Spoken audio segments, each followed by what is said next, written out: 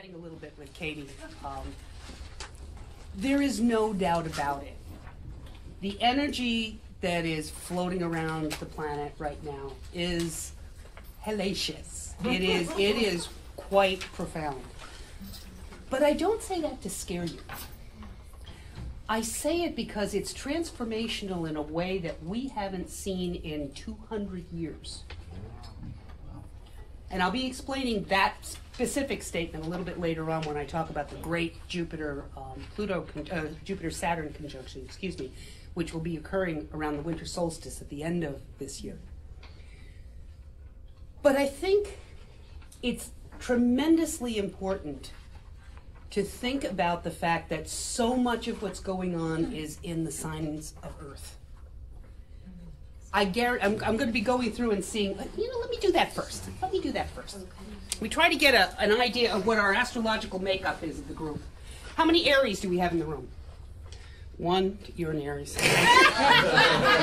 I figured you knew who I was. All right, so we have 2 Aries? That's 2? all? Okay. Wow, that's lousy representation. Taurus? One Taurus? Oh. Gemini? 1, 2, 3, 4, 5 Gemini. Cancer?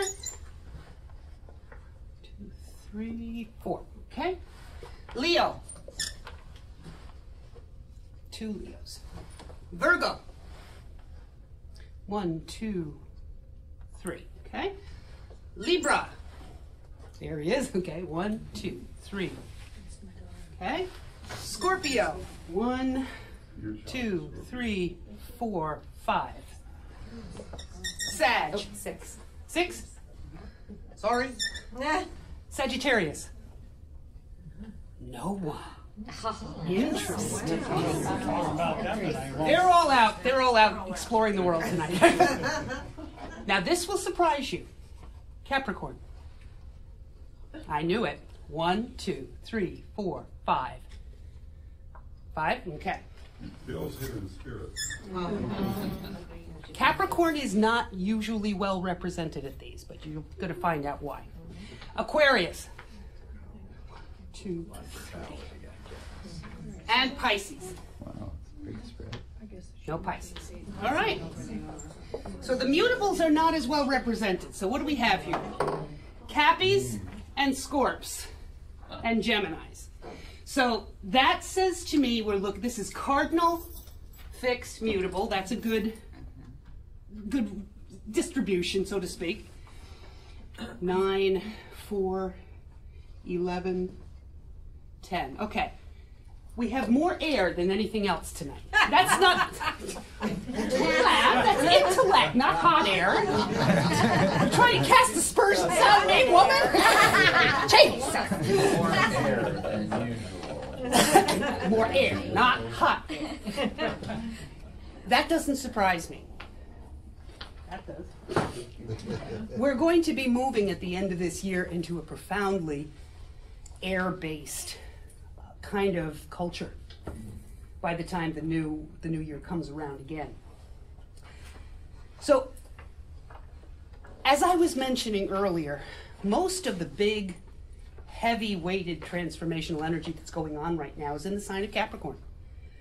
So those of you who were born with roughly between 21 and maybe 24, 25 degrees of Capricorn, and I'm going to guesstimate there. Maybe January 3rd, 4th to about the 10th, somewhere in that vicinity. How many of you Capricorns are in that realm? Oh, no, I'm sorry. January 2nd, 3rd to about the 10th. No? Okay. People in that range may be feeling it more than others.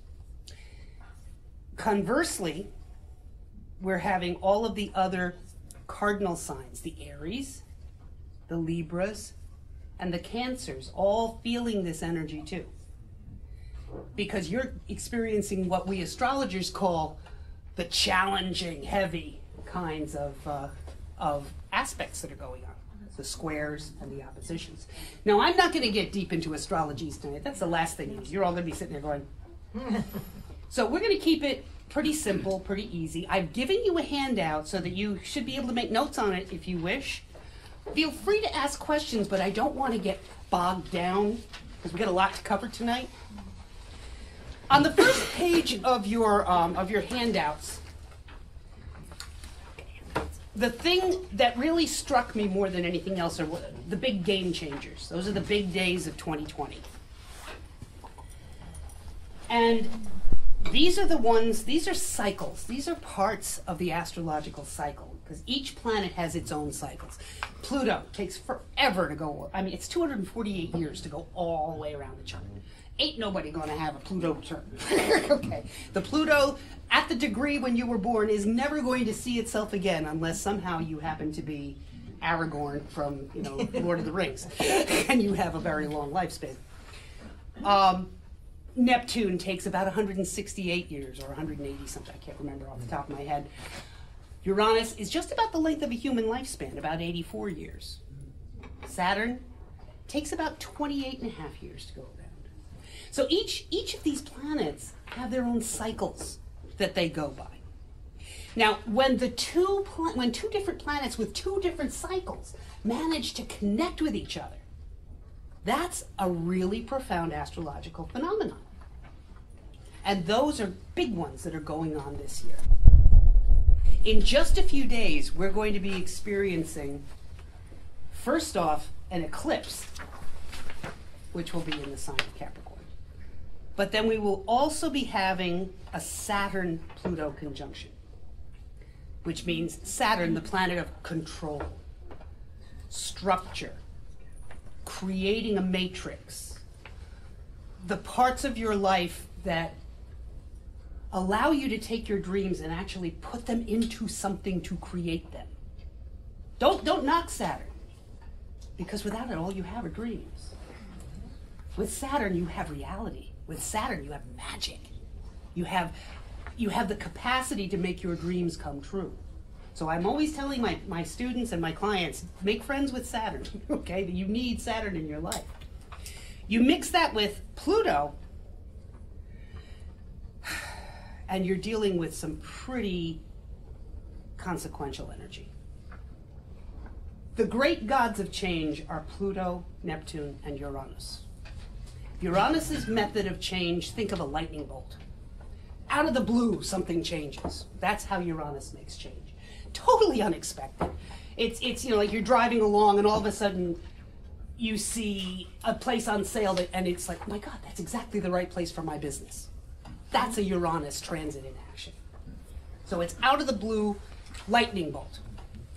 Neptune makes change the way the ocean makes change, the way a river makes change. There's a reason why the Grand Canyon is the way it is. It's because of centuries upon centuries of water wearing it down. That's what Neptune does to you. It wears you down. It erodes away the change. But think of it more as it dissolves. And then when that transit is over and things come back into hardened form again, it's a whole new entity. When people go through a change of Neptune coming into their lives, let's say Neptune making a connection with their sun in their chart, their identity. I've had people come to me and say, I think I'm losing my mind. And they're absolutely serious. They actually feel like the edges of themselves are dissolving. Well, that's exactly what's happening.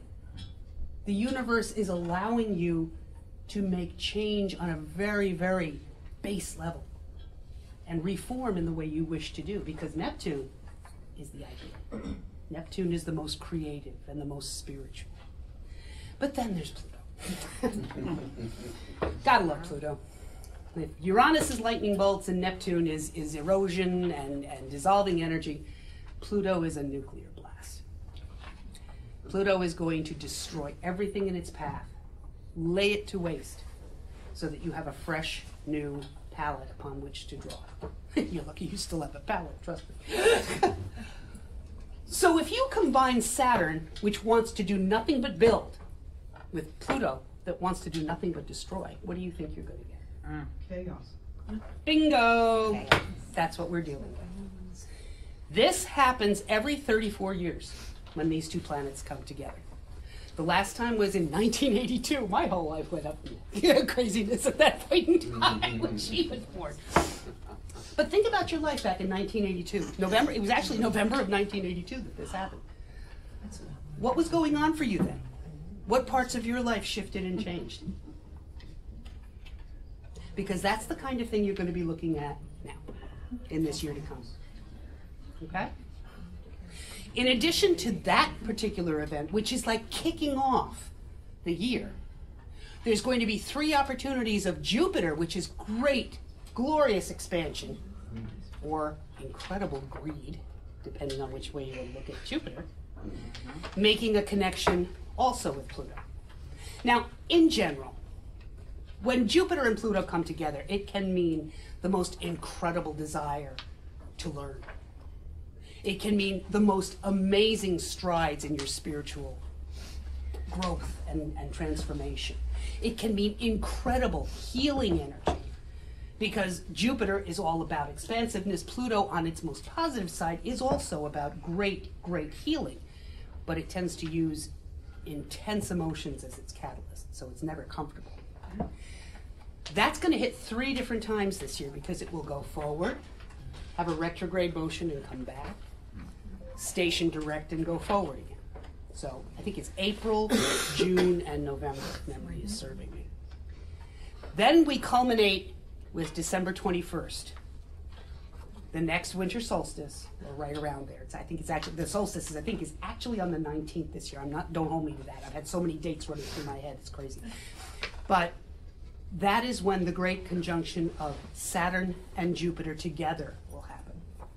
And the exciting thing about that is that for the first time in 200 years, that conjunction won't be happening in an Earth sign. Won't be happening what? In an Earth sign. In an Earth sign. We will not be having great transformation due to the things that we hold on to the physical world, to the building of castles or countries. It will be in air. It will be ideas and intellect, and because it's Aquarius that it will be in, leveling the playing field for the entire world, whether it's ready for it or not. So we've got a lot of exciting stuff to look forward to, but I'll go through these all. But I wanted to start you off with a couple of days that I didn't put down in your notes that you might want to mark off as days to, take a break, try to avoid family, take off from work if you can. These are just days you just don't want to be out there. March 31st, Mars and Saturn will be coming together. No. That's like frustration in a box with a bow. So obviously, we can't all not be working. We can't all not deal with our family. The young woman there or the baby, I think the baby might have a problem if she said, look, honey, I'll see you tomorrow. But what you need to do is to make sure that you've got enough downtime to be able to recharge your batteries. Another day that you want to look for that is August 24th. That's another Mars-Saturn little get-together. And a couple of other days that are fantastic days that I want you to keep. Just green light, go for it days. Have wonderful things lined up for yourself. March 20th. Wonderful days. August 16th and 17th are both great days, one after the other. Plan a vacation. September 28th. There's a lot more really good ones than really bad ones this year. December 11th is another really good one. And just before the Great Conjunction and just after the eclipse, December 14th is another good one. Now, if you want to know why, I encourage you to go buy one of those books back there that tell you all about this, the wonderful days of the calendar, and it can help you out. All right. So those game changers. As I mentioned, the last time that we had this Jupiter-Pluto conjunction was 1982. That happened in the sign of Libra, excuse me. The last kind of thing that you always expect when you're dealing with this kind of energy coming together are breakthroughs of some kind. A total restructuring of things breaking down and rebuilding. So that's the energy that you're looking at when you deal with Jupiter and Pluto, Okay, so the last time was in November of 1982, and this was when the AT&T monopoly broke up. Oh, interesting. It was when NASA's STS-3 mission was launched, and the first woman astronaut was part of the support crew, Sally Ride. She broke up, essentially, the male dominance of the field. The largest cash robbery in history occurred at that time in New York, with $9.8 million being stolen. Around 700,000 demonstrators gathered in New York City's Central Park protesting nuclear weapons. At that point, one of the largest of its kind. Doctors performed the first implant of a permanent artificial heart. And a very severe recession began in the United States. So there were great strides as well as great difficulties. So I want to point this out to you. Humankind continued, folks. You know, yes, this is going to be some challenging energy, but ain't nobody going to die from this energy. Trust me. And what can happen is some incredibly wonderful and powerful transformation. Before that, some of you are old enough. I'm not, but some of you are. 1947, Leo.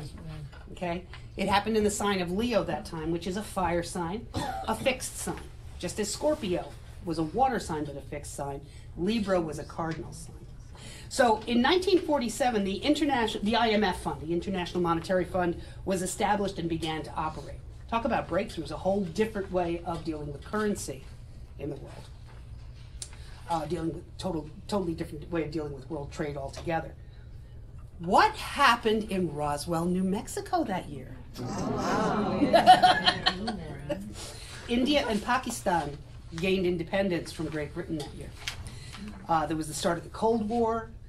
The CIA was established in 1947, and the Diary of Anne Frank was published. Then before that, I'll just do one more of that previous one. This one was in Cancer. They've been going back and forth on these 34-year rounds between fixed signs and cardinal signs, which I find interesting. Fixed signs take the energy and maintain the status quo. Cardinal energy starts things. So this is another cardinal Cancer. 1914 was the beginning of the First World War. It was when Ford Motor Company, not when they started, but they doubled their workforce within a 2-month period because of the demand for these amazing vehicles that could be turned off an assembly line. The United States general elections were held to elect members of the 64th Congress, and for the first time since the Civil War in 1914, the Democratic Party retained control of both houses of Congress. There's hope. Sorry. And what I find interesting, only I think because I'm an astrologer, the composer Gustav Holst did his suite, the planets, was made famous at that point in time. So for this particular big conjunction, we've got the Pluto and the Jupiter energy, but we've also got other energy as well. The Sun is involved, Mercury, Saturn, and Pluto, all within a degree of each other, all at the same time. So the Pluto energy of transformation, using intense emotion, is going to, on a personal level, affect your identity, how you think, how you communicate, how you gather and share information, what it is you have faith in, what it is you believe in, and where your structures of your life rest. Isn't that exciting? Mm-hmm. It really is kind of cool. So you Capricorns, breathe. I know that what you really want to do is stick your head under the bed with your rear end out saying, wake me up in a year. But this is your chance to take all those amazing dreams you've got and make them very, very real. Run with it. Run with it this year. Okay? Okay, let's see what else we did on that one. Oh, and the other part, the other thing that is interesting in this particular energy, the South Node is involved as well. The South Node is not a planet, it's really just a mathematical point out there in the sky. But those of us who are astrologers have come to respect it for what it represents, and it tends to represent in a personal level, not dealing with reincarnation and all that stuff, which I do believe in myself, but for everyone, it talks about our deepest fears. What's our go-to position when we're under stress? That's what the South Node represents. So if you think about it, all these planets in Capricorn, when people are afraid, what do? They try to control their environment. They try to do anything they can to hang on to what they think is control, when really what they need to do is let go and allow change to happen. So you combine all that energy, I would say that what you're looking at ambition. That's what this energy all put together is talking about. It's the key word that I would say kicks off this entire year, the concept of ambition. When you combine power, Pluto, with the individual, the sun, with our greatest fears, but also our greatest gifts that we bring into this world with us, the South Node, the biggest faith that we have and where we want to grow the most, Jupiter, with our ability to articulate what we want, Mercury. Maybe that's ambition. Without it being a negative, instead being a very positive impulse for growth. Agreed? Okay. So the best case scenario, some questions you're going to want to ask yourself as this energy is rolling around for you during this time, and I am going to read it off because I wrote it today, so I can't remember it. Where do you want to build your best world? Not what is it, but where do you want to build it?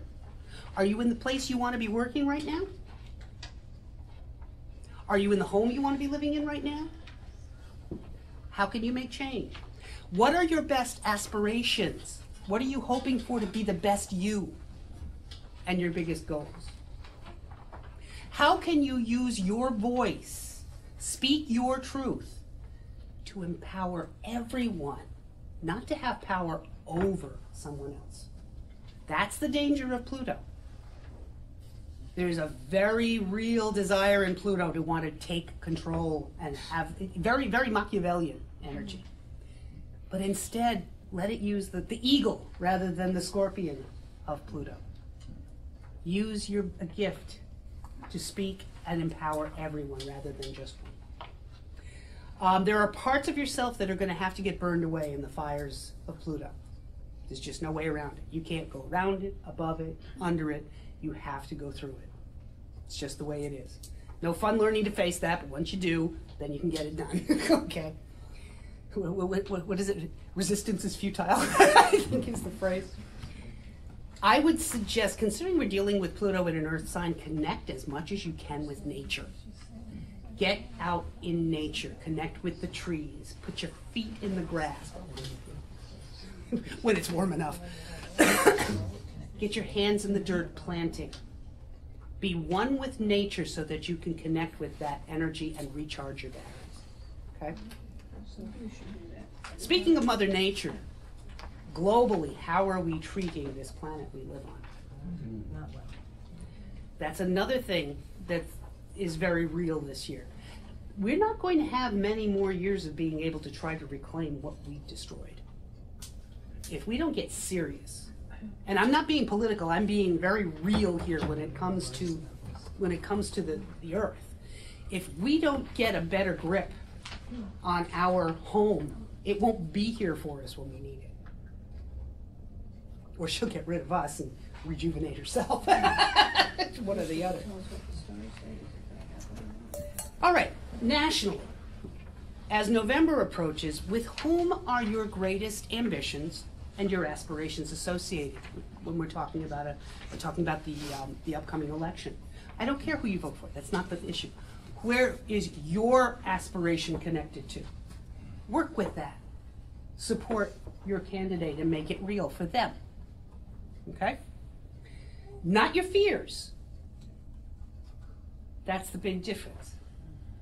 But where are your aspirations resting?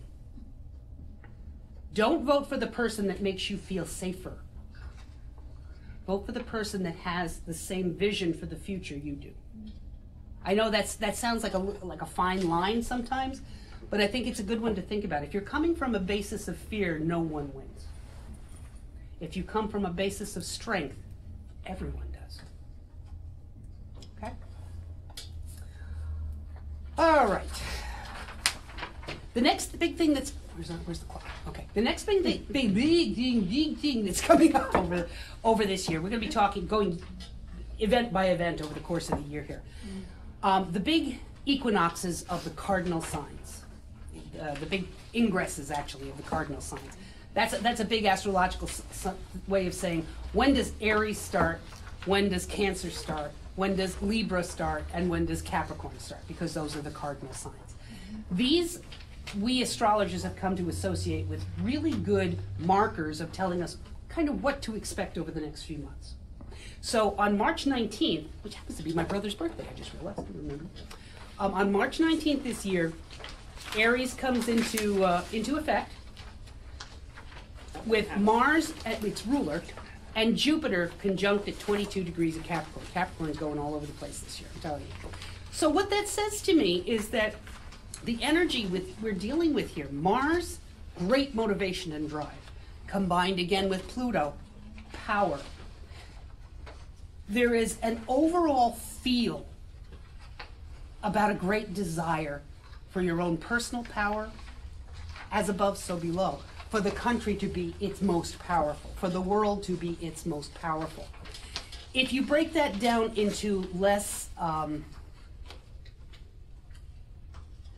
don't know if the word frightening is right, put it into more positive, I guess is a better way to put it. That Mars-Pluto energy doesn't have to be destructive. It can be the most incredible battery engine for you to start something new. It's incredibly powerful, starting anything that requires energy, initiative, and courage, because that's what Mars is all about. So if that warrior, when you have something coming up that you're going to need your warrior energy for, not necessarily to go out and actually have a war, but to face things that you've been frightened to do. Let's say all of a sudden in this year, it's going to be demanded of you to go out and do presentations more on the job. Utilize the energy of the equinox to time things around that time and get the energy of the stars to back you up. You'll go out there and conquer the world. The Mars-Pluto energy will back you up every time. But I would say what you're going to be looking at, you're going to be looking at a lot of transformation, because Pluto is all about transformation. And Mars is definitely a masculine planet.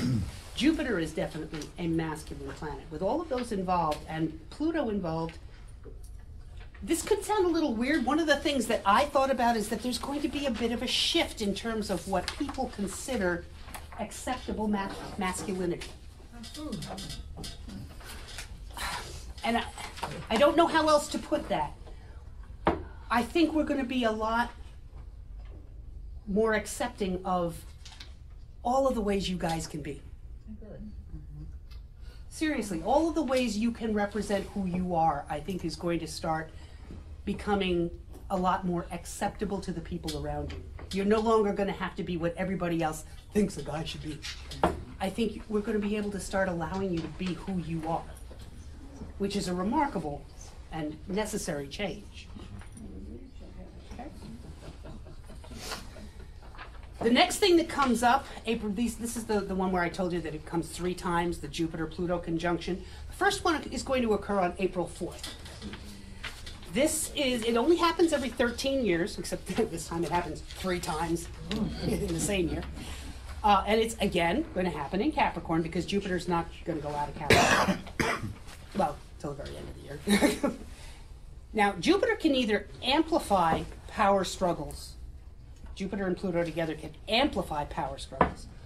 Or it can really, really kick into gear its capacity for emotional healing. If you have ever... If you are in the mental health care industry, you may find your doors being banged down with clients, because people will recognize that this is a time to be able to reach out and ask for help. And that's a good thing. There's a tremendous amount going on as well, making connections with Uranus Uranus's energy talks about the individual. It talks about the ability to rebel. Yes, we Aquarians do rebel, but also to stand out and to revel in being different. To allow yourself to be who you are, to speak your truth. And that's making a connection with that Jupiter-Pluto conjunction that'll be going on. So if we have an amplification of emotional healing and allowing our individuality to come in as well, how can that be anything but positive? I'll tell you. If we have major power struggles combined with I'm going to rebel for the sake of giving you a hard time, we may see our young people truly struggling during these periods. So if you work with young people, April 4th, June 30th, and November 12th could be tremendously trying times for you. It'll go either way. That was the beauty of Bill Trivet. He trained me well. He said, Pat, and he trained all of his students that way, the chart of a rich man looks exactly the same as the chart of a poor man. It's how the individual uses the energies that they're presented with. So how each individual is going to respond to this energy is based in part upon their chart, but in part on how they have lived their life to this point. Become aware now, people, so that you don't have the energies act on you, and you instead act on the energies and make use of them. Okay. Mark this down. May. Oh boy, is your key phrase. Oh boy. We have a series of 7 planets all retrograding at almost exactly the same time. Oh my God. Turn in your little books, turn in your reader to the page that looks like this one. If you will notice, Dick and Jane are telling you here that at the very end of April, good old Pluto kicks it off. Pluto goes into retrograde, immediately followed by Saturn, Jupiter, Venus, then Neptune. And that's still going on. Yeah, Venus pretty much finishes and Neptune kicks in. And then good old Uranus kicks in. And then a little bit later, Mars. And through all this, the usual 3 Mercury retrogrades that happen every year. Now, normally these guys, the big planets do retrograde. I mean, Pluto's retrograde half of the year. But to have this all going on at the same time, that's a pretty hefty stew to try to digest. When it comes to retrogrades, all you need to remember is not to fear them, number one, but to recognize that the energy is being pushed within rather than being externally manifested. So if Pluto is talking about power and betrayal and trust issues, that means where are you betraying yourself? Where are you prostituting yourself on the job? Where are you not speaking your truth and just sort of going along with anything for a quiet life? That's my Libras. Where are you perhaps exercising unnecessary power over others that shouldn't be? That's what you look at in a retrograde. Where within yourself are the energies that you least want acted upon you being acted upon? So they're good questions. They're good times in May, starting in May, to really sit down and think these through. I'm throwing a lot at you. What is this saying to you so far? Let's do a how are you at phrase right now. How are you feeling with this information that's being thrown? Totally confused. Okay. Totally confused in what way? Confused about what? All of this, I think I don't have enough background to be able to understand what you're talking about. Does the concept of being pushed by energies you don't see but feel mean anything to you? Because that's what this is about. When you're feeling, let me see if I can put this into words. When you're Have you ever had a, excuse me, swallowed it the wrong way. Have you ever had a tarot reading? No, okay.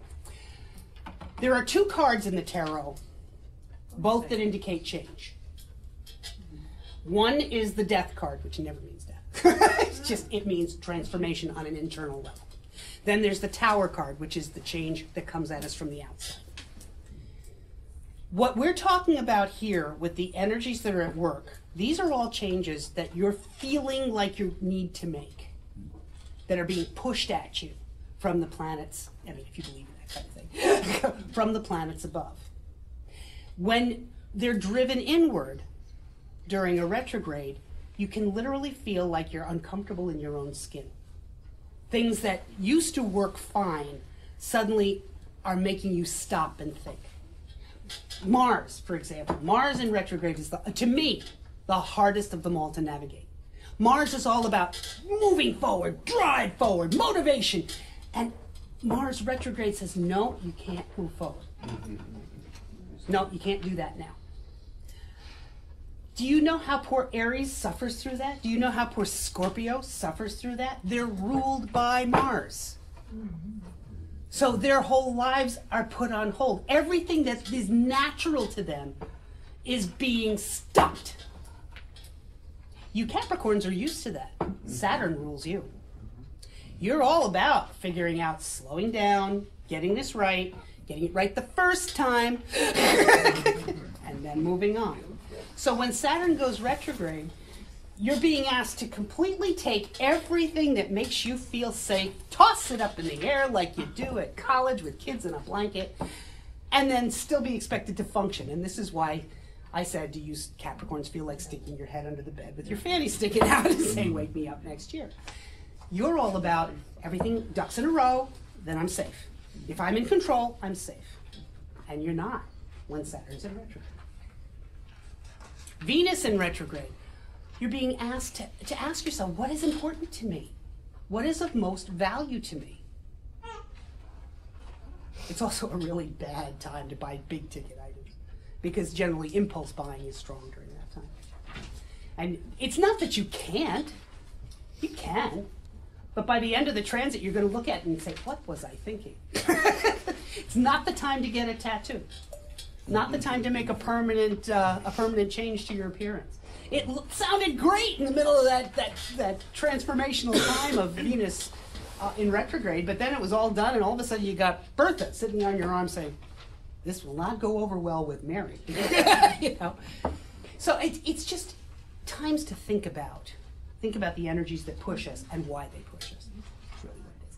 But the reason I bring up May is that it's going to be a frustrating time if you expect life to proceed as normal. It just won't.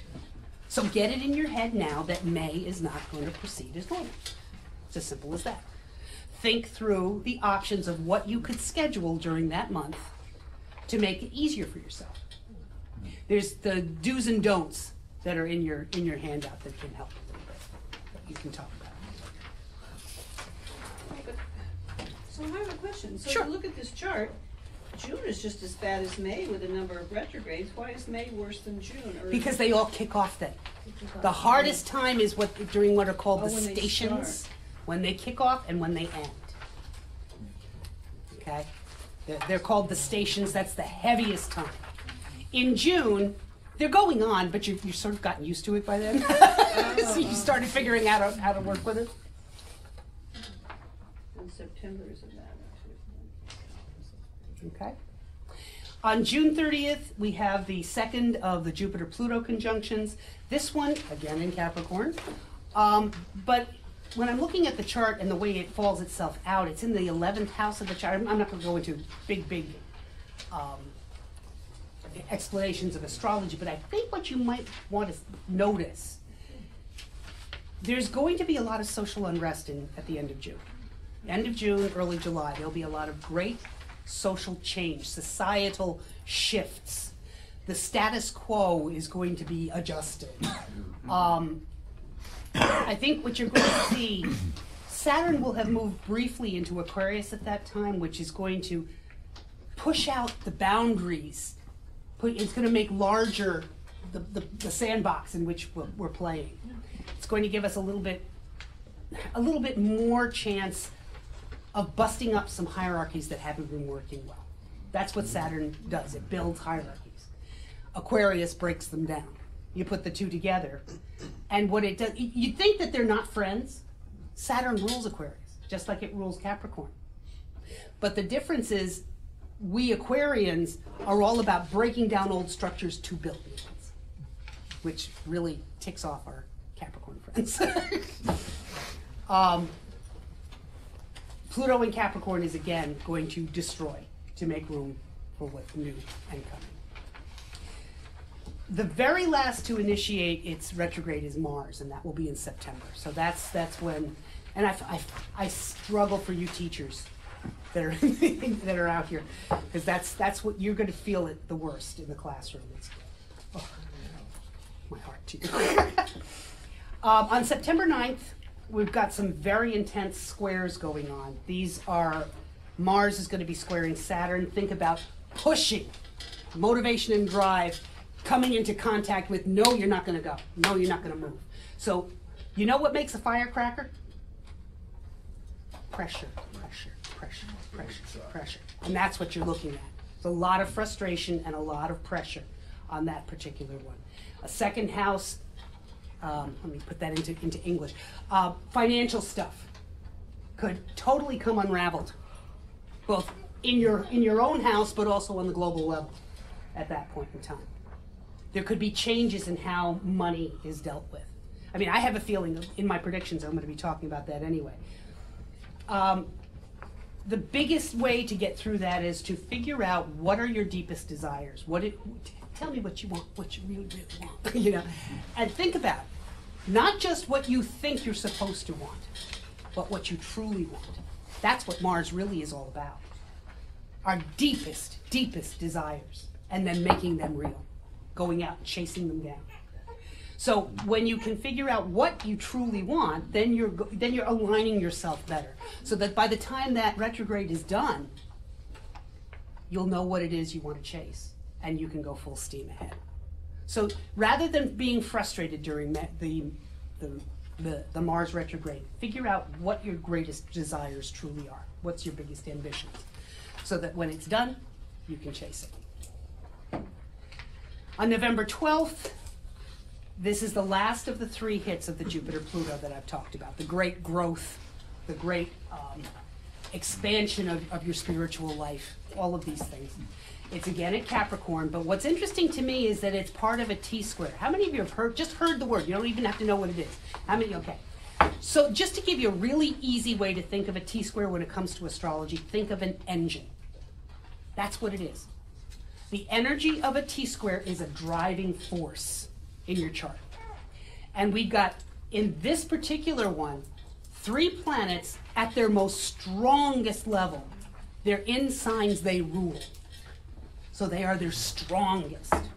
Mars is in Aries. Saturn is in Capricorn. There's just, and Venus is involved in this one too. So you've got great creative energy between Mars and Venus. Those of you who know anything about the concepts of metaphysics, you know that it takes the masculine, well, I mean, if you know anything about human life, it takes the masculine and the feminine to create, right? Well, that's the beauty of astrology. When you bring Mars and Venus together in a challenging aspect, that's when creation happens. It's not all bad. A Mars square Venus means great, great potential for something new to happen, because the universe is challenging you to take what was and make something new. That is pushed along by the power of Jupiter, which is more, and Pluto, which is pow! This is the last hit of 3. So on those other 2 dates, April 4th, June 30th, figure out, people, what you want to create this year. And by God, line up your ducks for that date, November 12th. Nothing will stop you. Nothing will stop you. If you're in the industry to, I don't want to call it self-help. That's such a nasty term. But if you're a motivational speaker, if you work with people trying to help them improve their own lives, plan a workshop for that week or weekend. Forgive me, I can't remember what date it is. Plan something for that date. November 12th. We have November 30th then, which is a lunar eclipse in Gemini. Where's my Geminis? Okay. Expect the unexpected. This is an eclipse. You always look at eclipses from the concept of polarities. So if it's in Gemini, you're also thinking about Sagittarius, which is the sign on the other side of the universe, the constellations. Gemini is all about curiosity. Gemini is all about gathering information. Sagittarius is all about processing. So really, when you've got any kind of an opposition, it's a time management thing. How much time am I going to gather the information, and how much time am I going to process it and think about it? Or if you want to put it even simpler, gather data, judge. When there's an eclipse going on in Gemini and Sagittarius, be very careful, my Geminis and my Sagis, to avoid being overly judgmental. You may not have all the data yet. You think you do, but you may not. So I would say definitely when we're looking at these two, and they happen to rest in the signs of, or in the houses of the chart, the world, that deals with resources, I would be very careful about not making big ticket items, but long-term changes that will affect your finances, because you might not have all the data. A lunar eclipse tends to uncover things that you didn't realize were there. If it's a solar eclipse, it can sometimes be a gift pops out at you. Oh, wow, isn't that wonderful? If it's a lunar eclipse, oh, wow. The affair you didn't want to come out will come out during an eclipse. It has a lot to do with your values, this particular eclipse, your belief systems, because they're part of our greatest possessions as well. Joint resources, taxes, anything to do with stuff of our lives. So those are the places that you may get some surprises. Then we have the big solar eclipse on December 14th. That's in the sign of Sagittarius. We have no Sagittarius here today. It's a new moon as well. It would be if it's but it's a new moon in Sagittarius, so it's a wonderful time to be able to kickstart some new experiment, some new study that you might want to do. All of those things are well represented. And it's in the planetary 10th house, so it's expect to see some gifts in terms of how you're seen by the public, your public persona. All right, now we have the great the great Jupiter-Saturn conjunction. This one changes the elements from earth to air. This is going to be on December 21st. It happens every 20 years, but as I said earlier, for the first time in 200, we're moving out of earth signs into air signs. So what I think you need to realize is that while all this change feels weird right now, I want you to think back to 2008. What was going on in your life in 2008? Because everything going on in 2020 really is the culmination of what got started when Pluto moved into Capricorn in 2008. Okay? What we're dealing with is whole new structures. And that can be, I think the best way to look at Jupiter and Saturn combined is the concept of controlled expansion. People freak out. They see it and they think, oh my God, no matter, I'll get something started and they'll stop me. And yeah, to a degree, if you're thinking in a negative way, that's true. But what about Jupiter's greed that can sometimes come with that? We always think, oh, Jupiter, it's that wonderful planet of luck, and oh yes, it's all the best thing, and oh, Jupiter. Well, it's also the planet of avarice. I want more. I want everything I can get. But Saturn slows it down, says, no, you got enough. Back it off, back it off. It's the good sense that you need to stop from expanding too far. No business is going to survive if they try to grow too quickly. No psyche is going to survive if it does either. So controlled expansion is what this whole thing is about. And now it's in the wonderful realm of ideas. So if you mesh these two, in 10 years' time, we're going to have an opposition. That's how it works. This is a conjunction. The two planets come together. If that happens in 20 years, halfway through it, the planets are on the opposite side of each other. And that's where they're going to start to say, oh, I got to give here and I got to give and take there. And it's that tweaking time. So between now and 10 years from now, where do you want to be? You've got a whole year to think ahead to what you want to get underway. And then you can put together a 10-year plan for what needs to get tweaked.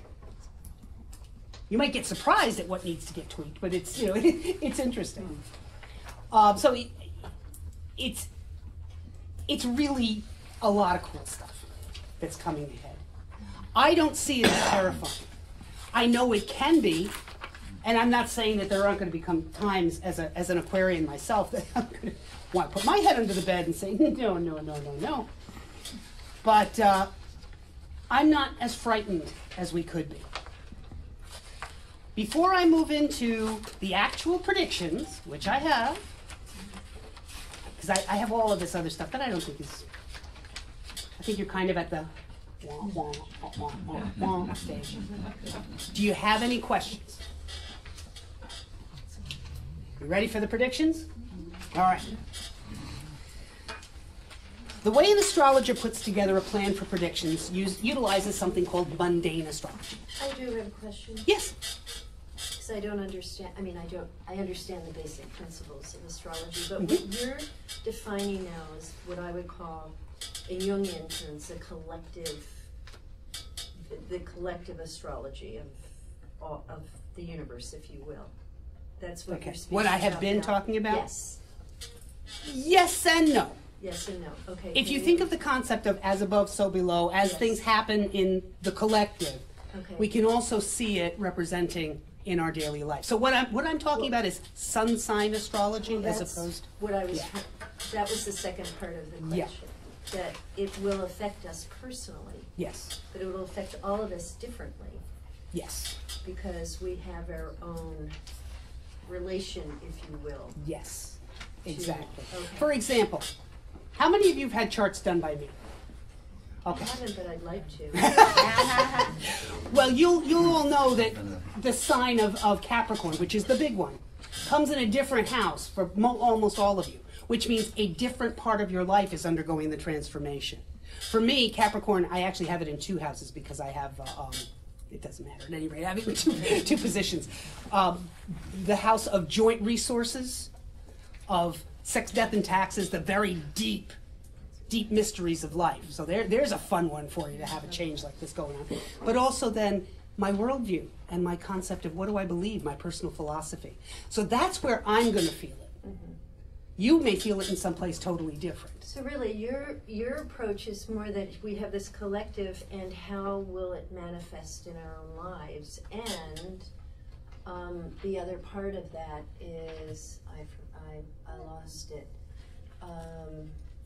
It gives us an opportunity, instead of controlling our lives, Yes. to really help us see how we work with this and manifest it in our lives by bringing sort of, I will say, the collective to our personal consciousness. I think that's a very good way of putting it, yes. Okay. Rather than trying to control, this is truly think of it as going with the flow. Yeah. Going with the flow. It gives us an opportunity to be more aware of, You must be more aware. the Yes. personal Yes. through the collective. Exactly. Okay, Yes. No, you nailed it. I You got got it. it. Thank you. Mhm. Okay. Let me think. Gotta think about where I was. Okay. Predictions. When we astrologers sit down and we start planning out the year, we don't look at the new year, January 1st. We look at the ingresses, as I mentioned earlier, the cardinal ingresses, Aries, Cancer, Libra, and Capricorn.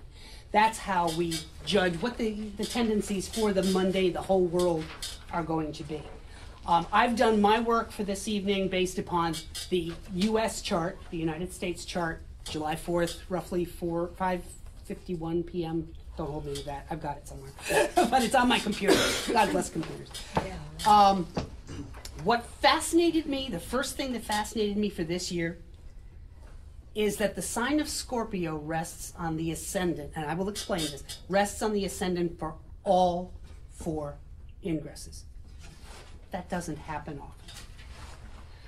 What that is saying is that there is a very deep, dark feel. Dark. No, Deep and dark. Okay. There is a feel this year of a willingness to go very deeply into the big mysteries. That's the positive.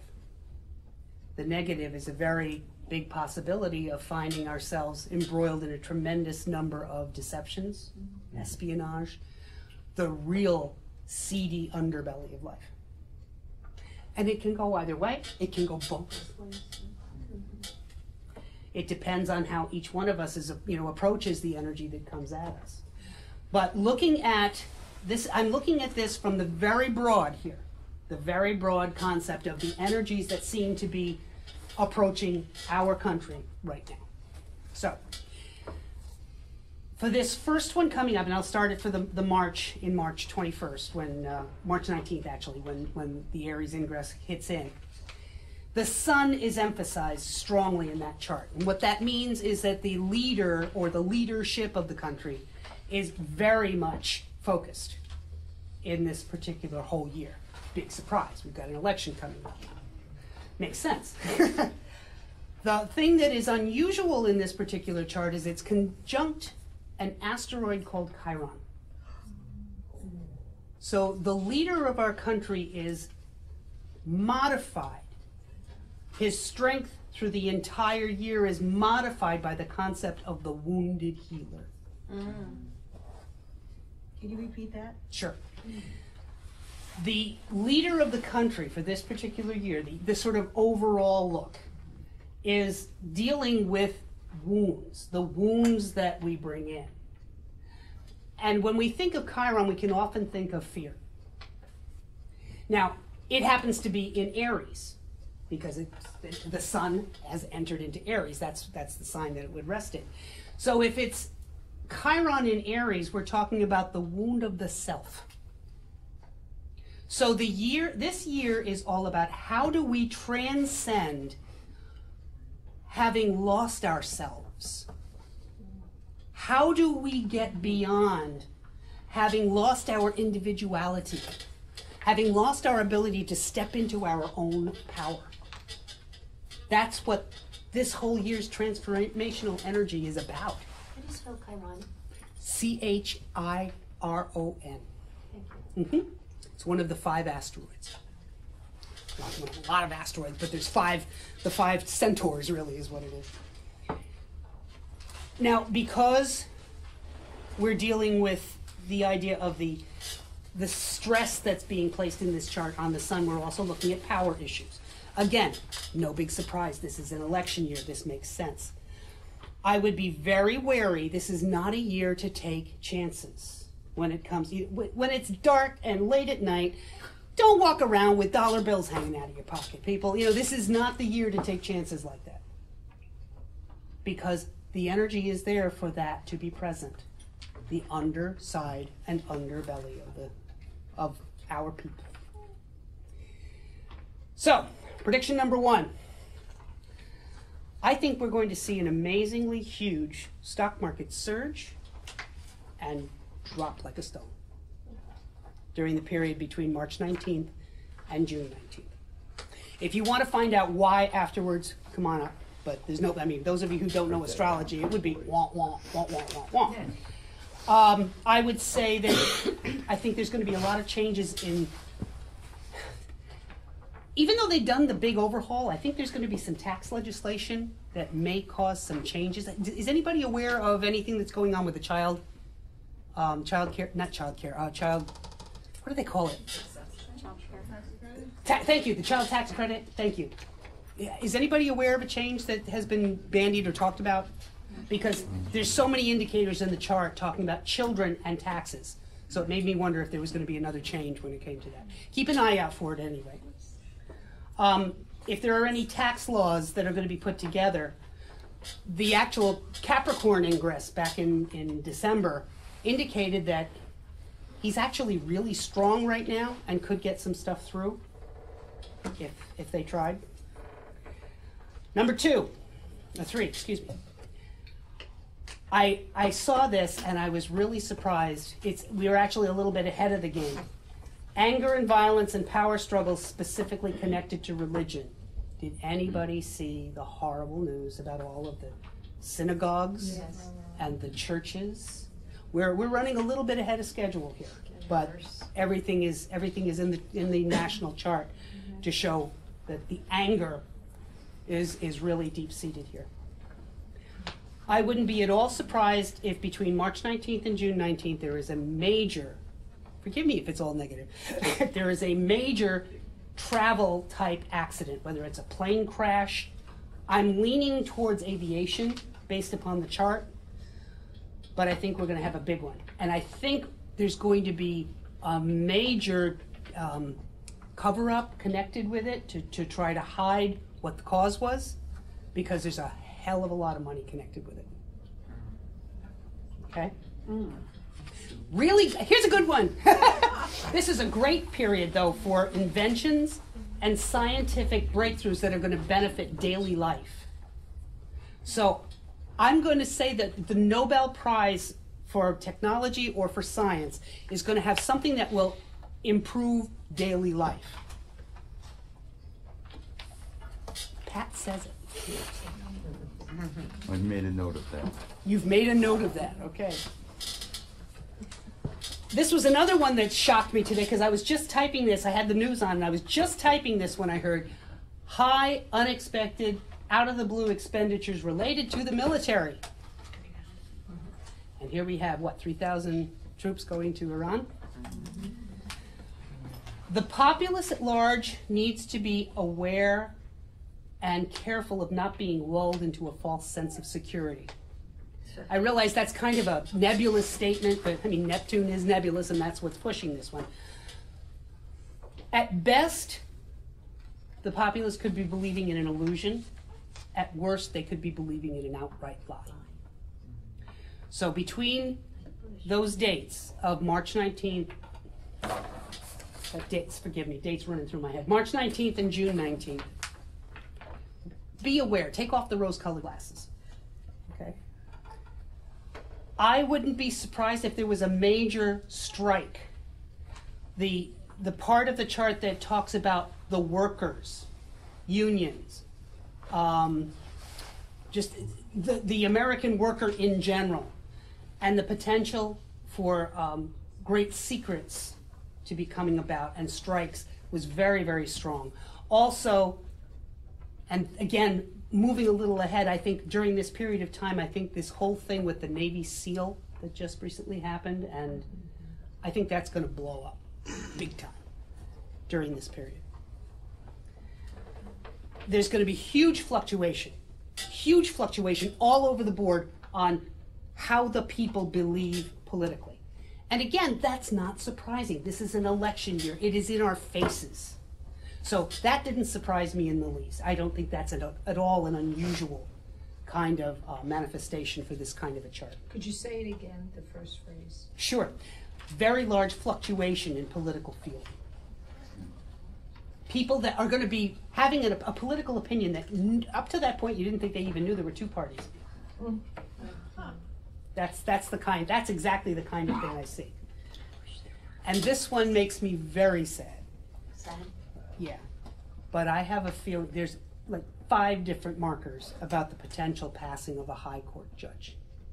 Oh no. And I'm hoping it's not RBG. The passing of a high-level court judge. Now, it doesn't have to be the Supreme Court, but my mind immediately went to RBG. It could just as easily be John Roberts, who knows?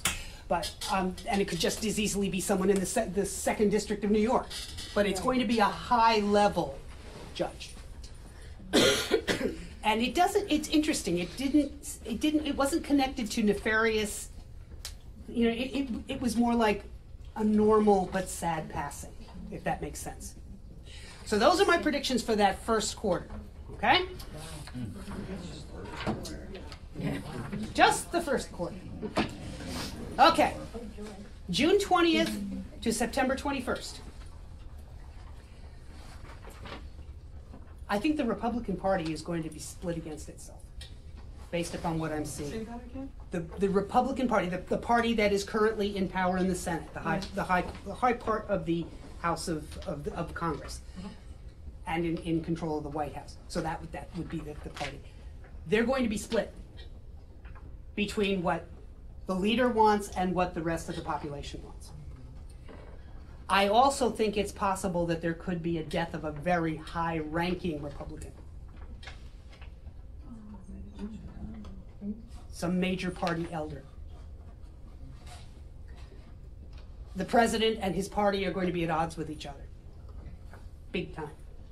And Saturn is deeply involved, so that says to me it's a fear-based issue or a control-based issue. Major quarrels between the leadership and the people at large. So that basically people are feeling like their representatives aren't representing them, is the sense that I get from the chart. You're talking Republican and Democrat leaders? In this particular one, it's the House, or the party that is in control of the Okay. White House. Gotcha. Okay? Mm-hmm. The country will get a boost in foreign opinion of us. I tried to pull the chart apart to figure out why, where is that going to come from, but I couldn't quite figure it. But at any rate, I think it's going to have something to do with humanitarian issues. So we're going to, as a country, stand up for something that will help us gain ground back in how we're seen by the world at large. Pushes for the Democrats. Now, this is the other side. The people not in power are going to take major hits during this period. Scandals may come to light.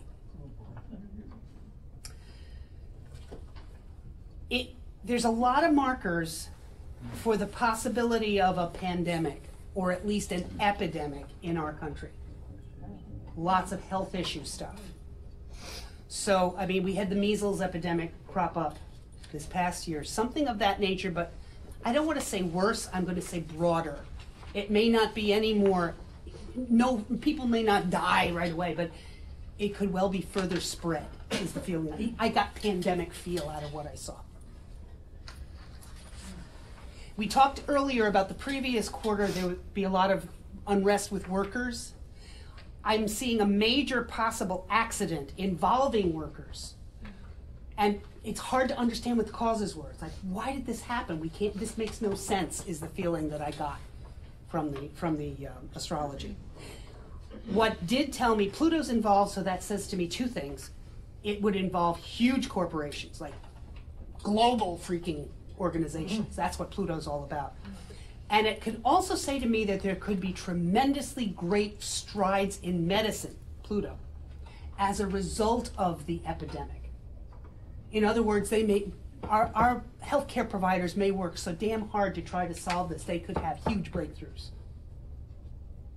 that could help stop this from happening in the future. So there's some good things. All right. The one you've all been waiting for. Libra ingress, September 22nd to December 20th. Buckle up. It's gonna be a bumpy ride. Not surprisingly, it's gonna show a lot of ups and downs for the leader in this particular period. The country, however, could do very well financially based upon the astrology that I'm looking at, leading to benefit the president because the economics of the time are often associated with the person in office. Watch out for something dramatically unexpected financially, though, and I think it's going to be related to some kind of overseas market that's affecting us based upon some choices. Now, this could be the trade wars coming up. Could be something of that nature that really ripens during that time. But it's going to be totally out of the blue. Nobody will see it coming, and boom. It'll be like, there goes the balloon. I'm really concerned about, I talked about in the first quarter that it looks over the whole year. I saw an accident of some kind. I really think during this period is when that transportation accident could be occurring. Pluto, for those of you who know anything about astrology, Jupiter, more, is conjunct Pluto, pow, and conjunct Saturn. And they're both squaring Mars, again, drive, anger, frustration, and Mercury, transportation. It's like the perfect storm. And Mercury and Mars are in very tight opposition, which generally, from an astrological standpoint, pushes some kind of change to occur. So are you thinking that's a terroristic incident? It could be. Actually, I hadn't thought about that. It could be. No, I'm getting 12/6. I would see 7th house if I thought terrorist. That would be unless it was what's the word I'm looking for? Home-based terror. That's true. I didn't think of that. That's possible. What were the dates? That's possible. Between September 22nd and December 20th. For the major transportation accident. That's what You I'm. shouldn't fly then. Well, I mean, you got to do what you got to do, but I wouldn't. There's also, I'm seeing very strong realizations of trouble, explosions, accidents, all related to the military. So we could be if not at war, we could be really heightening our presence overseas. Potential for resurgence of the epidemic that was going on earlier, and it's going to be fever related. So it's a fever kind of illness, whether that's like an Ebola or something of that nature, I don't know. And I'm wondering if he's going to try again for an expensive military parade. It's possible, based on what the astrology shows. Now, the election is during this ingress. So I looked at two different things. I looked at Donald Trump's chart, and I looked at the chart of the day, or the new moon that leads into that. I looked at a couple of charts. Let's look at it that way. The new moon is in Libra, and the sun in that chart rests in the 8th house, which tends to indicate that the leader, the sun, is not in a strong position. In addition to that, the leader and Mars, anger, are opposed to each other. So there is anger associated with the leader for this month. Yeah, right, what's new? And he eats it up, so it's not a problem. No, he loves it. He does thrive on it. And it hasn't stopped him yet. So,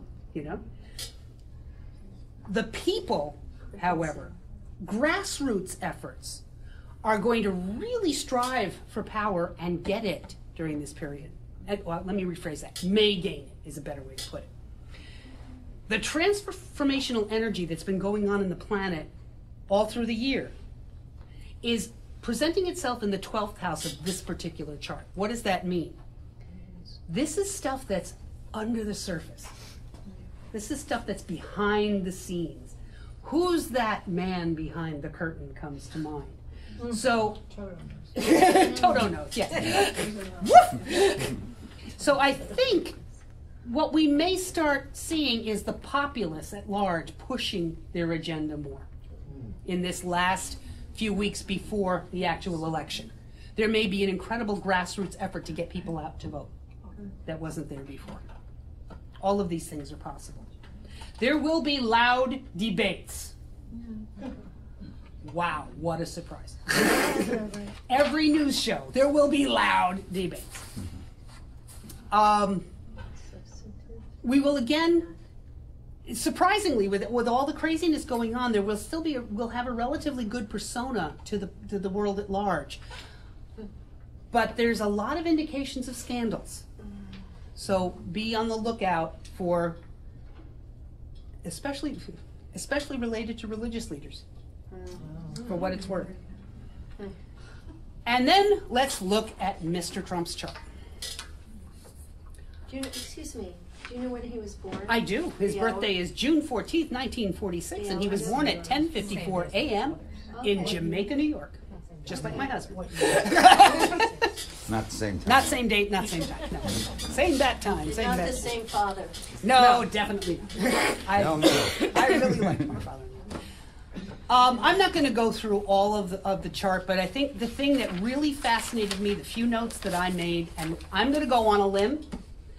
I may regret this on November 4th, but I don't think he's going to win. Thank you. Thank you. I'm not, how do I put this? There's a lot of conflicts in this chart. There's a tremendous, it could go either way when you look at a lot of things, but what I looked at, there are so many indicators that where he's going to do his work is going to change. The kind of work he's going to do will change. He's happy after this period. And I don't think anybody in the White House, I realize this sounds odd, but it's a hell of a job. I don't care what party you are. This chart says this is a happy man, a relaxed, happy man. I get the sensation, I truly do. There's a tremendous amount of separation. There's a lot of inconjuncts, Matt, in this chart. There's a lot of what? Inconjuncts. These are aspects between planets that are forcing a letting go, separation, adjustments. There are so many indicators of change in his chart as of that day that I don't think the man is going to be winning this election. And happily so. Happily so. I can't, that's not up to me to say. For But his you're saying- health, I think his health is going to be better, Okay. is another thing that I'm seeing. But you're saying that if he's not reelected, he will be happier no matter. That's my sense, Given yes. He will what be he'll at do peace. later. Yeah, that's the sense I'm getting. So, I mean, I realize that sounds kind of weird for someone who wants power, as anybody who shoots for the White House does. I don't care which side you're on, they want power. But the question is, that Trump, I don't want to be political, but he seems to be a person who finds happiness in the most perverse ways. True. So his happiness may be actually detrimental. Oh yes, that's where I'm going next. Oh. He's not out of office until January. We still have a little bit of time that we have to have whatever's going on. So, I mean, I won't know for sure until I have the Democratic candidate. But as of today, as of right now, looking at what I have available to me, my judgment says I would say 65-35 that he will not win. That could change depending on what else I see in the opponent coming up. So you didn't see anything about him getting impeached then? He's still gonna be in office in November? Well, now that's a possibility. He may not even be the candidate. And that may be why he's happier. That may having to win may be taken out of his hands. I just don't see him in the White House. His home changes, his work changes, everything changes. So that's a possibility, yeah. But I can't tell that from here. Did you make any predictions as to who may be the Democratic I did not. candidate? There's no way. There's no way. I looked at several of these charts and it's just insane. I mean, Do you think some of the scandals and the major hits against Democrats that you mentioned might be amongst the candidates? absolutely. Democrats have a really wonderful way of screwing themselves up. They do. All right, so let's see. Final part of the year. From December 21st till the next April Aries ingress. Believe it or not, it's very, very favorable for the country. This is another reason why I didn't think it. Very favorable for the country as a whole. We are loved by the populace. We are loved by the world. But it's very unpopular for the leader himself. Say the last part. Very unpopular for the leader himself. There's a Sun-Saturn connection. He's still got the power, but nobody likes him, kind of thing. I'm seeing, with the great conjunction of Jupiter Spanish, dear God, I'm getting tired. Jupiter, Saturn on the 21st of December, this all happens in the second house of the chart in Aquarius. So I'm seeing a whole new financial future that we're going to be looking at. We may be revising how banking is done. There may be whole new banking laws that come into play, or at least the beginnings of the need for it are already, I mean, they're already there, but I think we're going to be looking at that. And this period actually strengthens us as a people. It strengthens the populace at large with a tendency for political upheaval when needed. The reason that's happening is because the moon is involved. Wherever the moon rests in the chart amplifies. Like Jupiter expands, the moon amplifies change because it's the most changing, fast changing body in the heavens. So overall, I guess my biggest message from this whole night, and I've done pretty well, Bob. There is change coming. And you know what? If there is no change, there is no life. It is only through change that we live. Now, we can choose to go kicking and screaming into 2020 and 2021, or we can let go and let Goddess and see what our future can hold for us. I prefer to do the second, although I guarantee you there's going to be days when I'll be hanging on for dear life screaming, no, no, no, no, no. I think all of us will. If we can just lean on our spiritual community as our backups. They're our backup bands. They'll sing the low and the high notes for us while we try to keep that even keel. But sing, dance, and speak your truth. This is the year for it. Namaste. Thank you.